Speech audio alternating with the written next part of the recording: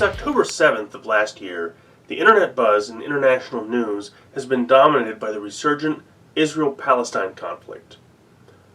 Young people and academics call for justice for Palestine, while anyone over the age of 35 has very little sympathy for the Gazans.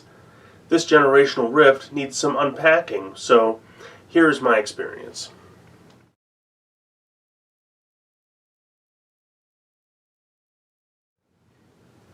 When I was in college, I had strong opinions about the world and geopolitics, and while I was a history student, I knew less about the world back then than I thought I did. When it came to the Israel-Palestine conflict, I felt a lot of sympathy for the Palestinian cause. This makes sense when you consider that most people feel a knee-jerk urge to root for the underdog.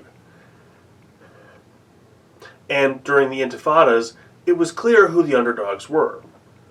Scenes of Palestinian kids with rocks and bottles facing off against IDF soldiers with body armor and assault rifles. It just seemed so unfair. I asked, like so many young people still do, why the Israelis could be so brutal. I think a large part of the challenge for young liberals to understand this issue is due to how similar it looks on the surface to the kinds of colonial exploitation seen in the Americas or in sub-Saharan Africa. It is simply assumed that the Israelis must be a colonial power, and they must be exploiting the Palestinians somehow as part of some imperialist project. Assumptions that the Palestinians and Islamist groups are quick to promote, and which also track to a very widespread and pernicious Soviet propaganda narrative from the Cold War. Even today, decades after the end of the Cold War, every time that there's a new unrest in Gaza, a new offensive from Hamas or Hezbollah, you still hear the Israelis are just trying to steal the land. The question to ask is, what can the Israelis do to satisfy the Palestinians that doesn't amount to the dissolution of the State of Israel and the effective deportation of the entire Jewish population? 20 years and a lot of research later, and my views on the conflict have become the polar opposite. The Israel-Palestine conflict is deeper and more complex than it first appears, and while religion is a driving feature of it, the way religion drives it is a little different than many liberals and even conservatives believe. More importantly, what I found was that the Palestinians are largely at fault for the conflict, and the path to peace is almost entirely in their hands alone. In college, I trained as a historian, although my later career path was far from that, and my particular area of focus was the Mediterranean, from ancient Egypt and the Greco-Roman world through the Islamic conquests and the reaction against those evoked in the Crusades, and on into the age of imperialism that set up the modern world. I explored it all. I found Islam very interesting for a time, and I learned much about Judaism just from Sunday school at church when I was a child, as well as from my own explorations of Kabbalah and Western esotericism. Also, over the years, I've had many close friendships with both Muslims and Jews, and from these experiences, I gained some insight into what the real religious underpinnings of the Israel-Palestine issue are.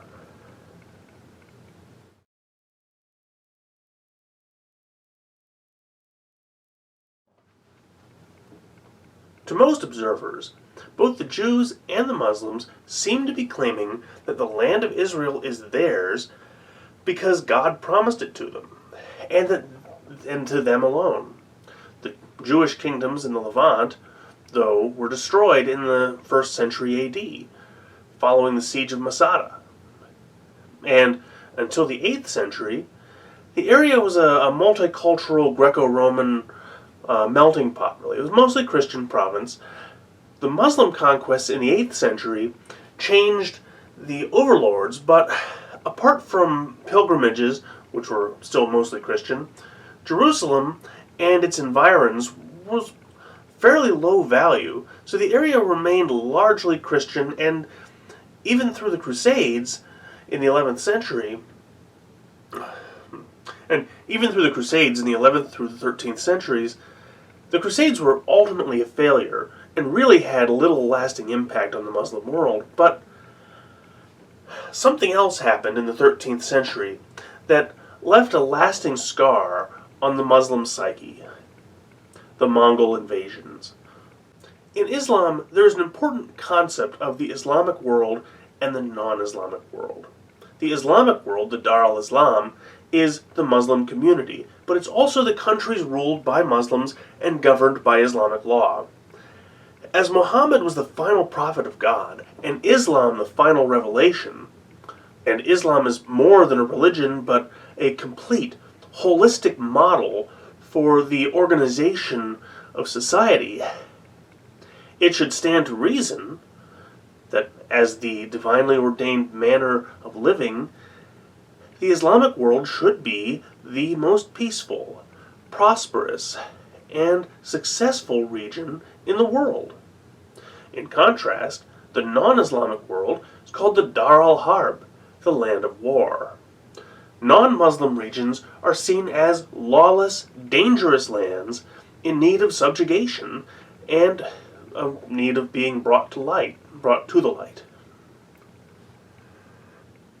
Throughout the Islamic Golden Age, this assumption seemed to be borne out, and Christian Europe was then little more than a barbaric cultural backwater amongst crumbling Greco-Roman ruins.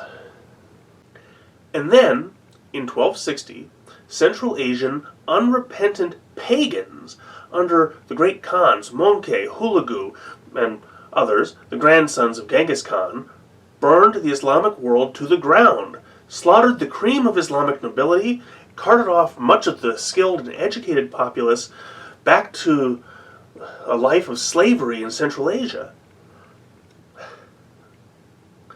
So much for being the divinely ordained way of living.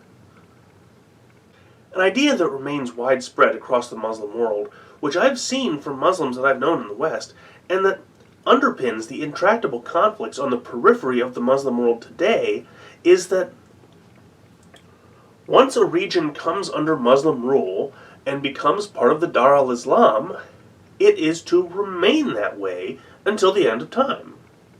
The people there have come under right rule, and for that to change would be amongst the greatest tragedies possible. In fact, for many Muslims, a Muslim majority area ceasing to be Muslim majority or falling under non-Muslim rule is so deeply offensive that they will be driven to take up arms to try to change that. Across the world, in Kashmir, Xinjiang, Kosovo, Israel, even in Spain, we see the same pattern. Demographic and political change leading to secular or non-Muslim rule, and even population changes, in a region that was once conquered by Islam, is then followed by asymmetrical warfare and terrorism by Islamist factions seeking to reverse the past.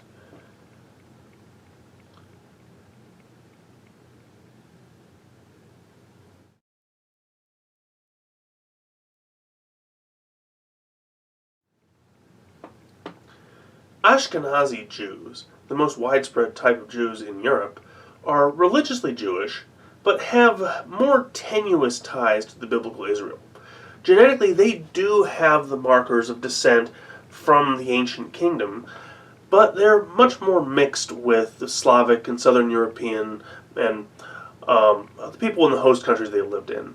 Still, as a culturally and religiously distinct group in ancient and medieval Europe, the Jews were subject to constant, brutal persecution into the modern era.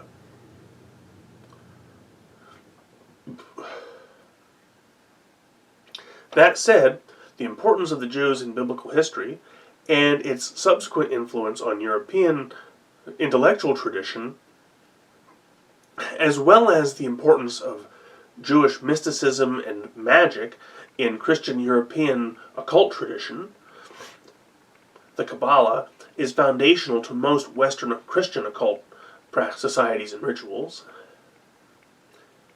led some European Christians to nearly idolize the Jews, at least in principle. In Victorian England, not only were Jews allowed to live with less discrimination than in the past, but a British intellectual fantasy known as British Israelism came into fashion, imagining the roots of the British royal family and of the British Empire to lay in the line of King David, by way of the lost tribes. Many prominent British believed themselves to be heirs to ancient Israel, and thus lost siblings to the Jews. And British government in the late 19th and early 20th centuries could be described as philo-Semitic, or Jewish-loving.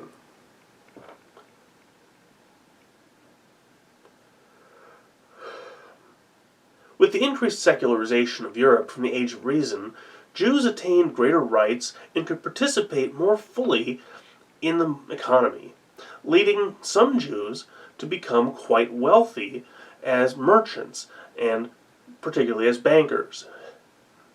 While at the same time the rabbinical families had always valued education, which gave them a leg up in the new systems. Now, with some means, and tired of centuries of pogroms in Europe, as well as fired up by the nationalist movements sweeping Europe during the 19th century, some Jews began looking towards establishing a new homeland, where Jews would be free of the religious persecution. In the modern age, until the end of World War I, Palestine was part of the Turkish Ottoman Empire, and a bit of an economic backwater. By the 1890s, European Jews, seeking to establish a safe enclave for Jews, began legally immigrating to Palestine, buying land to build communities and businesses, and bringing increased prosperity and economic activity to the whole region. They founded the city of Tel Aviv at this time.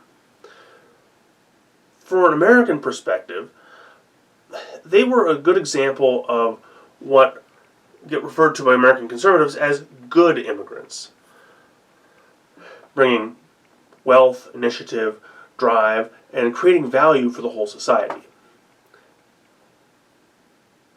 This was the beginning of the Zionist project. With the Ottoman defeat in World War I, the empire disintegrated.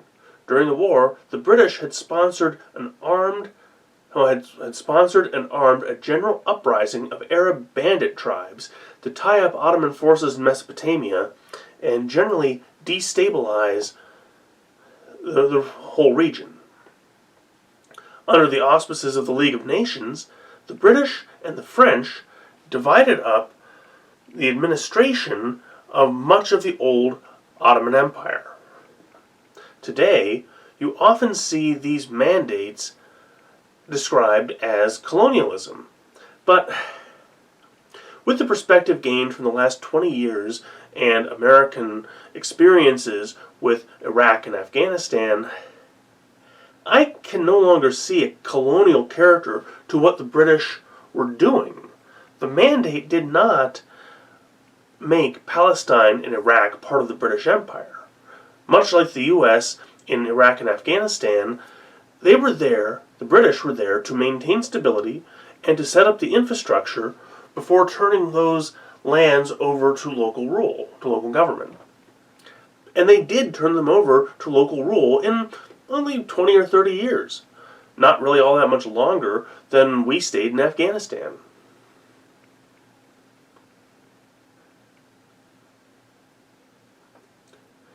During the period of British administration of Palestine, Jewish immigration continued, and the new or revitalized cities continued to prosper. This led to increasing tensions with the Arab population, who found themselves no longer ruled by Muslims or no, or the economic elite in a province that had long been part of the Muslim world, leading to clashes between the Jewish settlers and the Arab Muslims. It's often been talked about with regard to the roots of the Israel-Palestine issue, but it deserves reiterating. After World War II and the Holocaust, many European Jews were done with pogroms and the endless risk that the next government would strip their rights, property, and citizenship on the basis of insane conspiracy theories, or for just plain greed. Waves of Jewish immigrants, this time largely illegal, poured into Palestine, still under British rule, or British administration. And they stirred up greater concern from the Arab population and more clashes.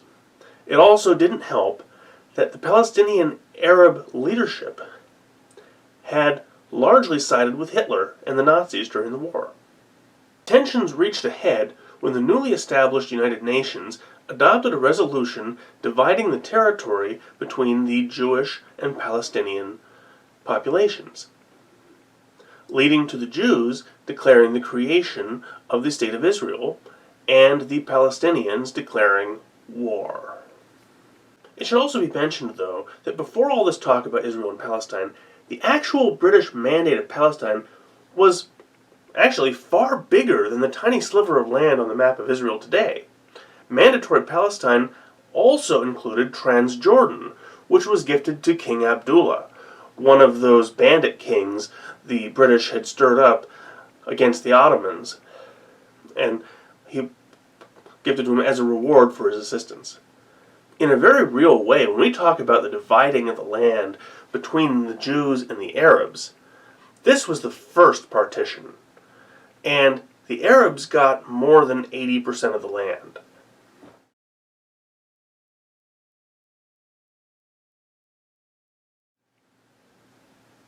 With the founding of Israel, the Arab-Palestinian population, along with the surrounding Arab nations, threw their combined military might against the Jewish population, including Holocaust survivor refugees with surplus Mausers and captured Enfields. And to the surprise of the world, and the shock and embarrassment of the Arabs were defeated and driven back in 1948, and again in 1956, and 1967, and 1973.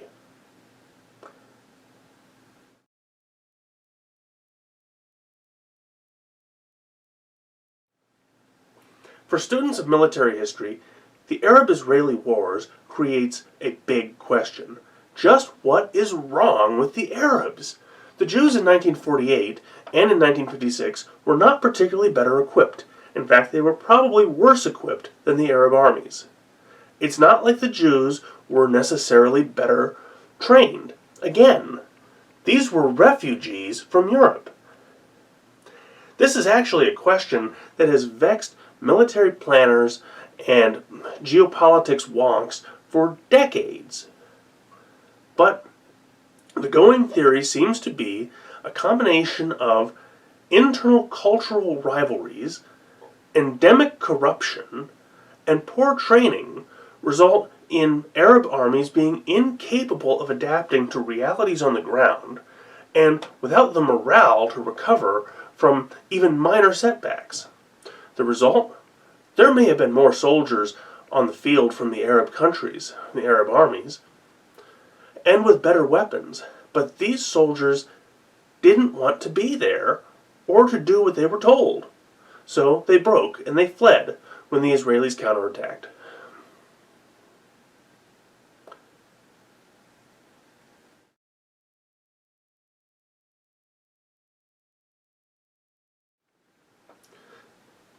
A certain species of ethno-religious supremacism infects much of the Muslim world, telling them that Islamic civilization is superior, more just, and in accordance with divine will. When posed with evidence to the contrary, be it the Mongol destruction of the Abbasid Caliphate, the wealth and stability of Western civilization, or the stubborn refusal of the Israelis to be defeated in war, a supremacist experiences cognitive dissonance, doubling down on ideology while becoming angrier and angrier. They look for an explanation in conspiracies, in outside intervention, in anything to keep from facing the truth. They really aren't superior. To my view, the Palestinians are the Black Knight from Monty Python and the Holy Grail, starting a fight with a demonstrably superior foe and refusing to back down in the face of certain defeat, even as that foe repeatedly tries to de-escalate and disengage. Every time the Black Knight attacked, Arthur cleaved off one of his limbs, and still the Black Knight kept coming, until all that was left of him was a torso on the ground. And even then he still insisted that the battle was a draw. Having lost was unthinkable. In America, the one thing that will drive a white supremacist crazy is a successful black man. The more successful the black man, the more the white supremacist needs to find some rationale for why that black man isn't really successful. It has to be fake, somehow. When Obama was in office, there was a shocking number of Americans convinced that Obama was somehow a fraud, a Manchurian candidate, picked and placed in office by some shadowy, unidentified Illuminati. They couldn't accept the idea that a black man had gone to Ivy League schools on merit, succeeded in those schools on merit, and worked his way up from community organizer to state legislature to the Senate and finally to the White House. Although such a career path isn't really so unusual for presidents.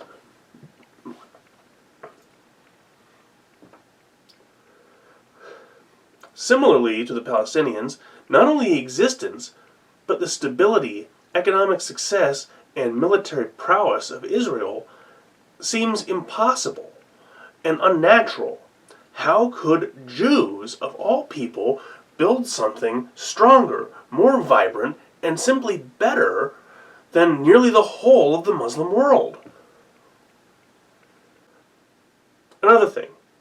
Now, 50 years after the last major Arab-Israeli war, 1973, more of the Arab states are beginning to perceive that the wealth and technological expertise of the Israelis makes them a far more valuable trading partner, while the Palestinians have been little more than bad neighbors, bringing crime and terrorism everywhere that they go.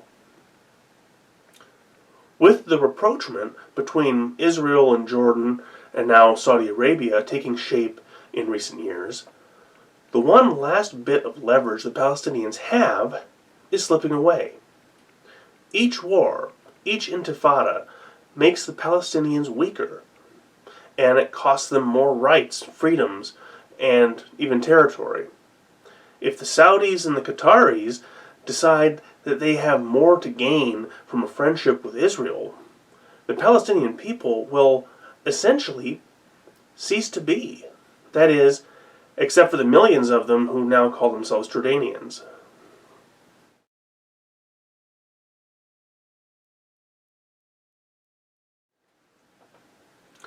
So why does this conflict continue to drag on and fester, year after year, decade after decade, generation after generation?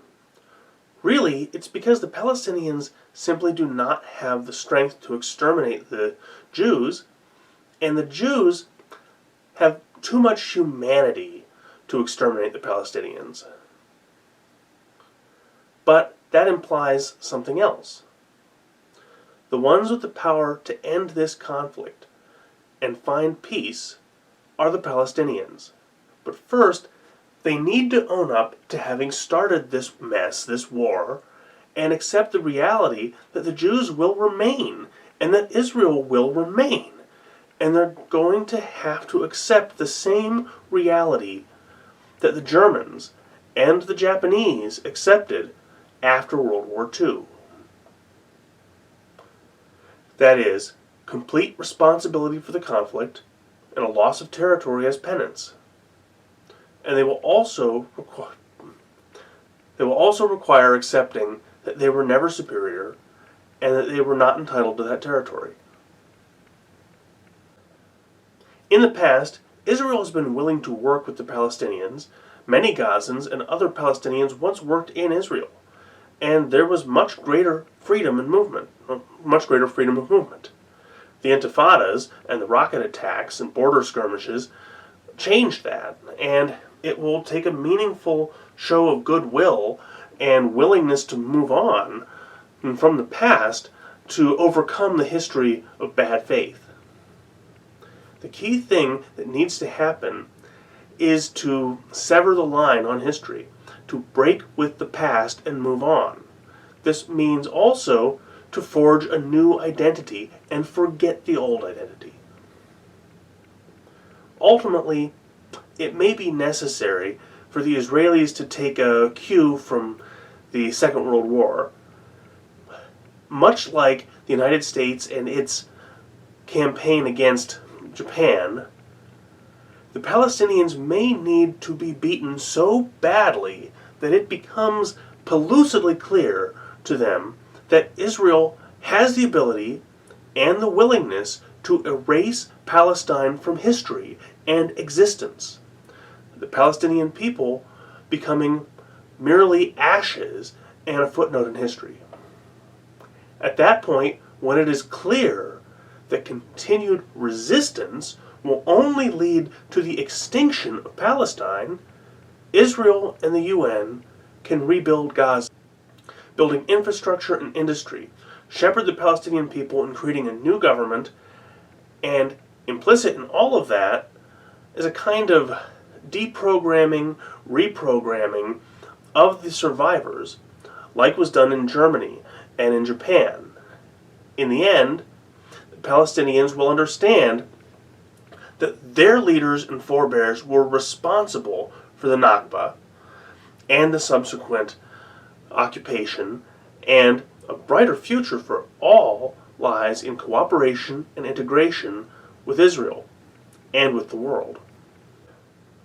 After the World Wars, Germany saw its eastern border shifted far to the west, first cutting off access to old German cities like Danzig and Königsberg, and then losing those cities completely to Poland and Russia. In the decades since the Second World War, as Germany accepted the loss, it did not become a basis for revanchism. Relations with Poland and the Baltic states got better, and Germany came to be a key partner in the region. Today, Germans can freely travel in most of the lost territories, and if they so desire, even buy back their old family lands. With peace and greater international integration, these old disputes are completely meaningless. I may be quite unusual here, as I have spent many years studying history and culture only to come to the realization that it's really meaningless, and it's ultimately without much value. Cultural identity is neither eternal nor timeless. As people move around, old groups change to become unrecognizable while new blended identities form. No identifiable group today existed 2,000 years ago. The Greco-Roman Jews had some similarities to today's Jews, but also some major differences. And 2,000 years from now, no modern group will be identifiable. If none of this will last, why fight over an argument from the time of your great-grandparents?